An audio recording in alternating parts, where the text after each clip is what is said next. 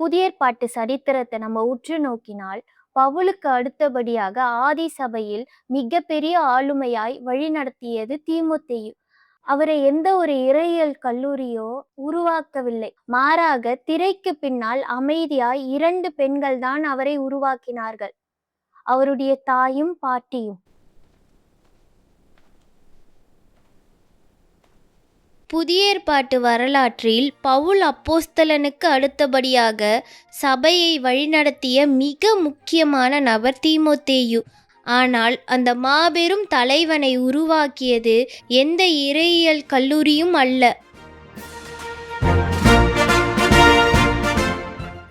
மாறாக அமைதியாக திரைக்கு பின்னால் நின்ற 2 பெண்கள்தான். அவர்கள் தீர்க்கதரிசிகளோ அப்போஸ்தலர்களோ அல்ல, ஒரு பாட்டியும் ஒரு தாயும். வேதாகமத்தில் இவர்களுடைய ஒட்டுமொத்த சரித்திரமும் ஒரே ஒரு வசனத்தில்தான் 2 தீமோத்தேயு 1:5 அடங்கியிருக்கிறது. உன் பாட்டியாகிய லேவிசுக்குள்ளும் உன் தாயாகிய ஐனிக்கியாளுக்குள்ளும் நிலைத்திருந்த மாயமற்ற விசுவாசம். ஆனால் இந்த ஒற்றை வசனத்துக்குள் ஆதி சபையின் மாபெரும் விசுவாச போராட்டமும் பெண்ணின் இறையியல் ஆளுமையும் மறைந்திருக்கிறது. அவர்களுடைய பெயர்களை கவனித்தால் அவர்கள் வாழ்ந்த கிரேக்க யூத பின்னணி நமக்கு விளங்கும். ஹெலனைஸ்டு ஜூயிஷ் வேர்ல்ட். ஐனிக்கேயால் யூனிஸ் என்ற கிரேக்க பேருக்கு நல் வெற்றி, குட் விக்டரி என்று அர்த்தம்.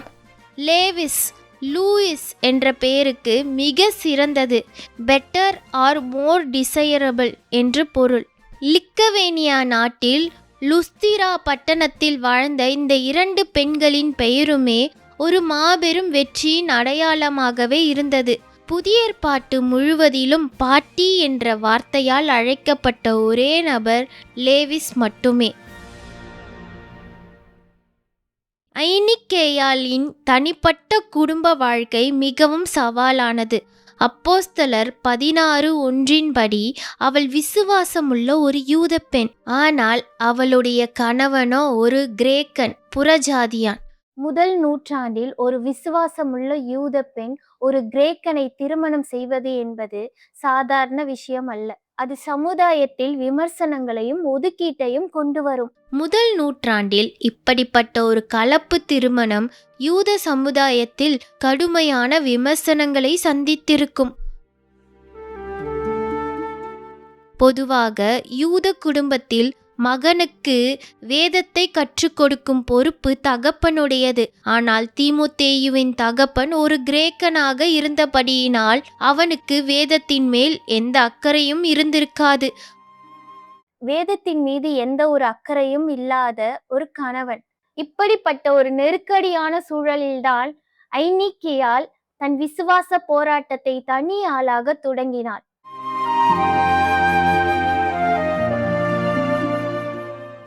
பவுல் லுஸ்திராவுக்கு வந்த சமயத்தில் அந்த தகப்பன் இறந்து போயிருக்கலாம் அல்லது குடும்பத்தை விட்டு பிரிந்து சென்றிருக்கலாம் என்று சரித்திர ஆய்வாளர்கள் கருதுகின்றார்கள். ஒரு யூத சமூகத்தில் புறஜாதி தகப்பனுக்கு பிறந்ததால் தீமோத்தேயுவுக்கு விருத்த சேதனம் செய்யப்படவில்லை.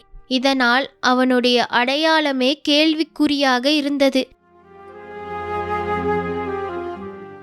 இப்படியாக கணவனின் ஆதரவு இல்லாத நிலையிலும் சமுதாயத்தின் ஒதுக்கீட்டுக்கு மத்தியிலும் தன் மகனை தேவனுக்குள் வளர்க்கும் முழு பொறுப்பையும் அந்த தாயும் பாட்டியுமே தங்கள் தோள்களில் சுமந்தார்கள்.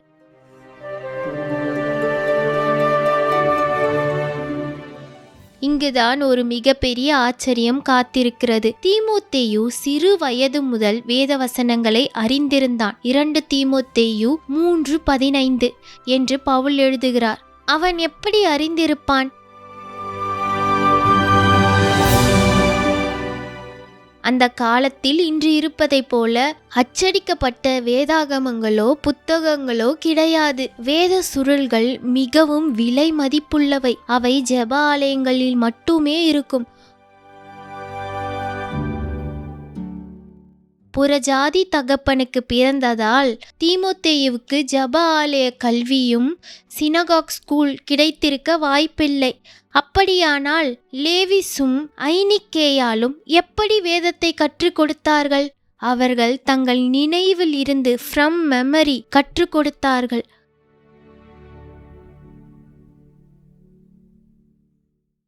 பழைய ஏற்பாட்டு பிரமாணங்களையும் தீர்க்க தரிசனங்களையும் தாங்கள் மனப்பாடமாகவே அந்த சிறுவனுக்கு ஊட்டி வளர்த்தார்கள். Oral tradition. விலை மதிப்பற்ற சுருள்கள் இல்லாவிட்டாலும் தங்கள் இருதயமாகிய சுருளிலிருந்து 2 தலைமுறையாக அவர்கள் வேதத்தை கடத்தினார்கள்.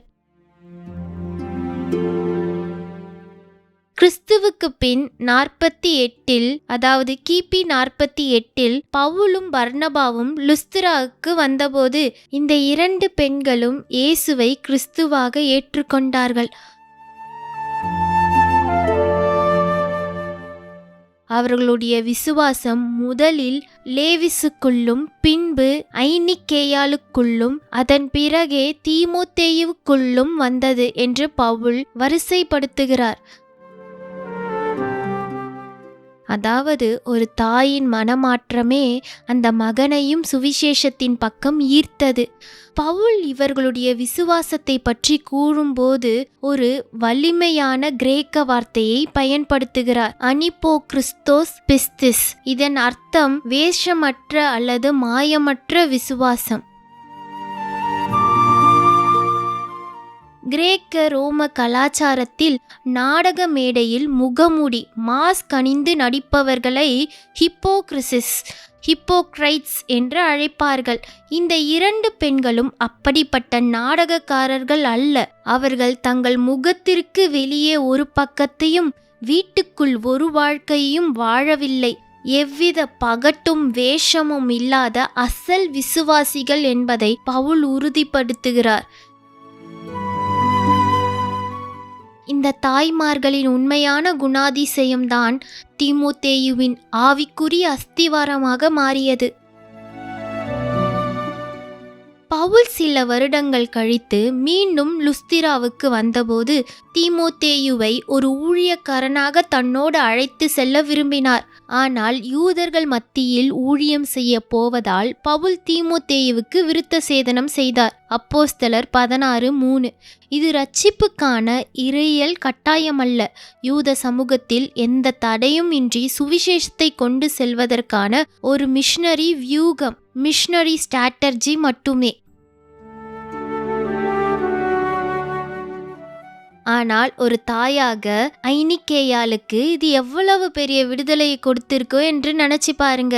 புறஜாதி தகப்பனால் யூத சமூகத்தில் ஒரு தெளிவற்ற அடையாளத்தோடு ஆம்பிகியஸ் பொசிஷன் வளர்ந்த தன் மகன் இப்பொழுது முழுமையாக அங்கீகரிக்கப்பட்டு மாபெரும் அப்போஸ்தலனோடு ஊழியத்திற்கு புறப்படுவதை பார்த்த அந்த தாயின் உள்ளம் எவ்வளவு குளிர்ந்திருக்கும்.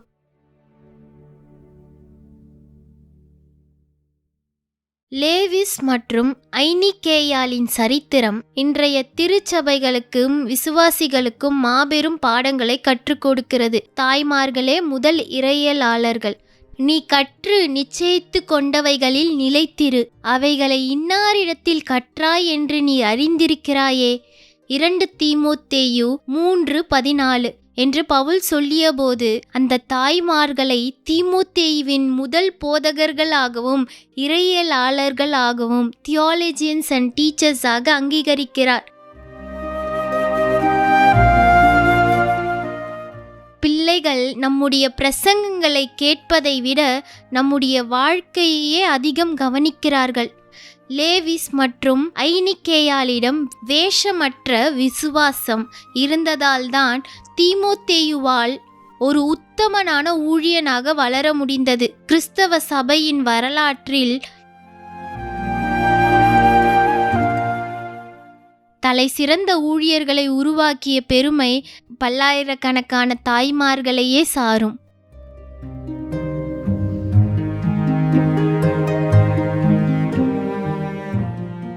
திருச்சபையின் சரித்திரம் மேடைகளில் முழங்கும் பிரசங்கிமார்கள் மட்டுமே எழுதுவதில்லை. சவால்கள் மத்தியிலும் எந்த அங்கீகாரமும் இல்லாமல் வீட்டுக்குள் தங்கள் பிள்ளைகளுக்கு வேதத்தை ஊட்டி வளர்க்கும் லேவிஸ் மற்றும் ஐனிக்கேயால் போன்ற தாய்மார்கள் தான் எழுதுகிறார்கள். இது போன்ற ஆழமான வேத பதிவுகளுக்காக தொடர்ந்து எங்களோடு இணைந்திருங்கள். கடவுளின் சமாதானம் உங்களோடு இருக்கட்டும்.